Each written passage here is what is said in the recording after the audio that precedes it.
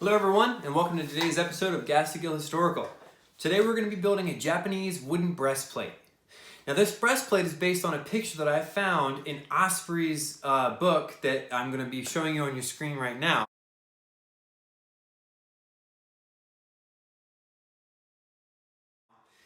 It is an example of a breastplate that we're not really sure existed. We're not really sure any culture used a solely wood constructed breast or torso armor. I'm making it today because I want to see, does it work? Is it effective? Does it stop an arrow from, say, a 40-pound draw bow?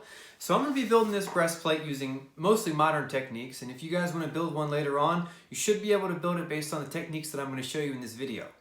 After we're done building it, I'm going to be testing it. The bow behind me is a 40-pound draw recurve bow. I'm going to be using wooden arrows with goose feathers to shoot at it.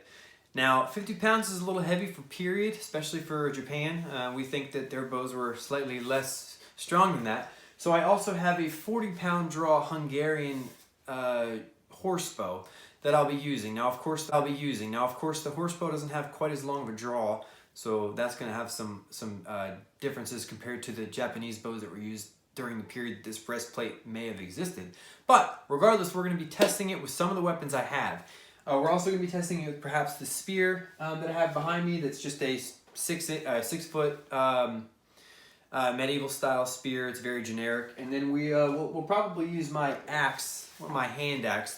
It's a Viking style axe. However, an axe is an axe. It's one of the oldest tools in history. So we're going to try that on there as well. But really the point of it is to see, is it something that's going to work? Because if it's going to work now, it would have worked back then, which to me helps validate that it could have happened. Now, if it doesn't work at all, to me, that helps to really say, well, they probably didn't use it.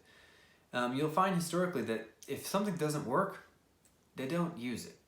They may use it very briefly, but if it doesn't work, it's just, there's no point. It's a lot of effort and a lot of time, a lot of energy, and a lot of resources spent to build something that doesn't do anything. So, I hope you guys enjoyed today's video. I'll be getting you guys a good view every step of the way. If you guys miss any piece of it because I forgot to film, which is almost certainly going to happen, as a matter of fact, I already did all the work, so you are going to miss some of it. However, I'm going to do my best to fill in the gaps. Hope you guys enjoy the video though. Let me know in the comments below if there's any other projects you'd like to see.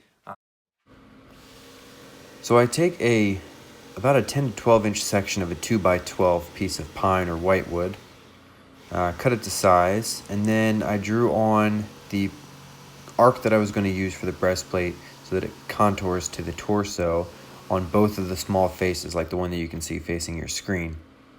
I then used a jigsaw to go ahead and cut off the corners, trying to remove the largest amount of material in the shortest amount of time with the smallest amount of work.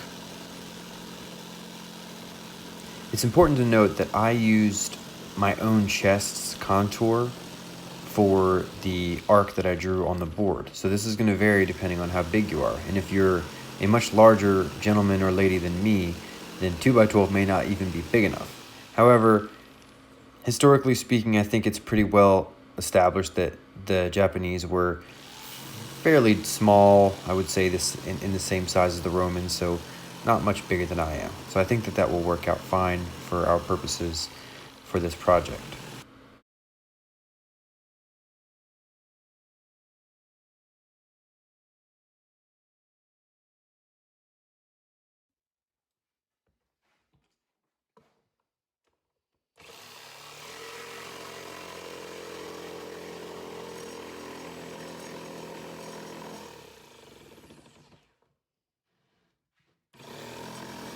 After I've cut off most of the material off the outside of the pattern, I'm now ready to go ahead and start rounding off that curve.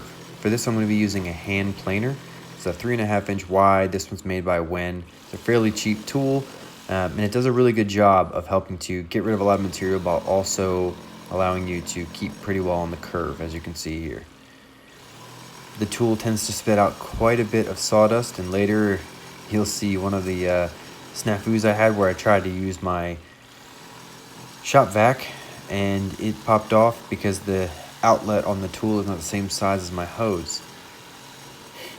This tool worked really well for the outside, but because the bottom feed for the tool is flat, it was not something I could use to do the inner part of the shield, which is why you'll see soon that I'll end up using just the chisel and some hand tools. And there you saw the great explosion of sawdust of 2020. So now I move into chiseling, and I'll say right off the bat, I am not by any means an expert in chiseling. As a matter of fact, I am quite the novice. I just use brute force and small intellect to get the most out of it. And later on, that'll bite me pretty good. But I guess what I do here is I just go ahead and use my chisel to remove the most amount of material I can at a time, which is not how you use a chisel, and I wouldn't recommend it. However, there are some lessons I learned that I did think would be useful to someone doing this for the first time. As you can kind of see in the video, I'm using the groove, or the rings in the lumber to sort of guide my chisel. And if you go ahead and you hit a couple guide notches into the ring tends to come off in one piece, which can help you sort of maintain that arc as long as you draw your curve along the grain instead of against it. That was really useful for me. But all I'm doing here is removing material from the inside. It doesn't matter if it's rough. As you'll see later, the part that actually touches your chest when you're wearing it, you really can't feel the roughness, and the more material that's on the inside of the breastplate, the better.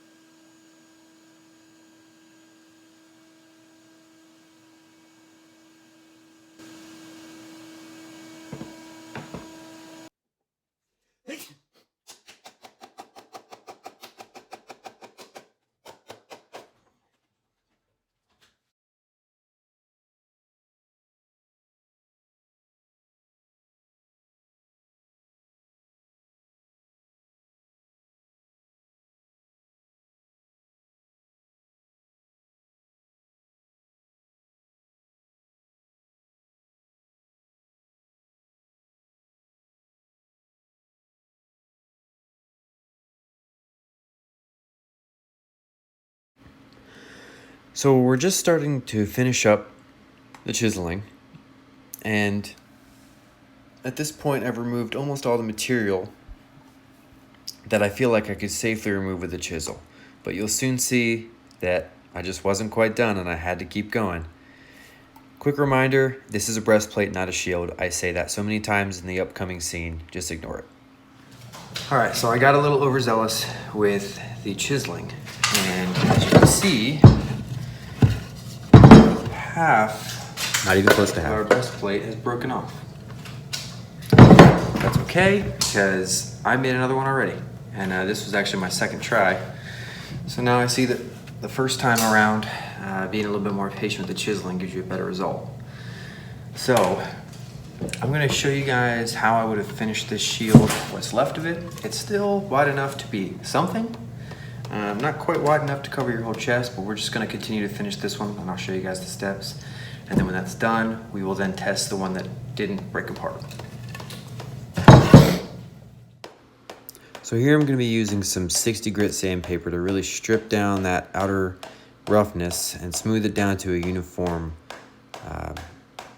finish on the outside, so that when I apply my tongue oil, it'll look good. I know that I sort of sand across the grain here, and you're not supposed to do that, but I feel like it works better, and I know that's not true, but I don't know, psychologically, it just works for me, so sometimes I do it. Regardless, I use 60 grit, switch to 120, give that a good smoothing on both sides. I cut out the other side because you just didn't need to see me sanding for 4 minutes straight. Regardless, hit both sides pretty good. As you can see, it's rough, doesn't matter, can't feel it at all, and you can't see it when you're wearing it. But you just smooth out all those edges and get it good to go. Wipe it down with the tack cloth. Go ahead and add on your tongue oil. And then what you'll see at the end with the other finished breastplate is what you got. Here I just center some holes on the corners. and drill through so that I would be able to put through my leather strapping that would attach to the back piece as well, because there would be two pieces with this, a back plate and a breastplate. But yeah, you just sort of center them on the corners, drill yourself 2 holes. That's all you really got to do.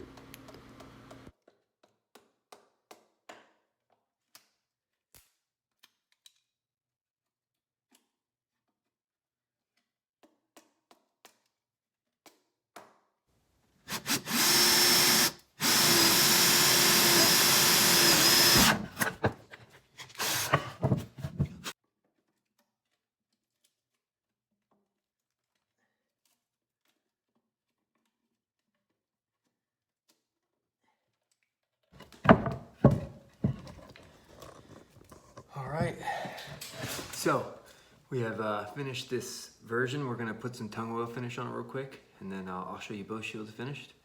And the next step will be to go and test them. Here's the first one.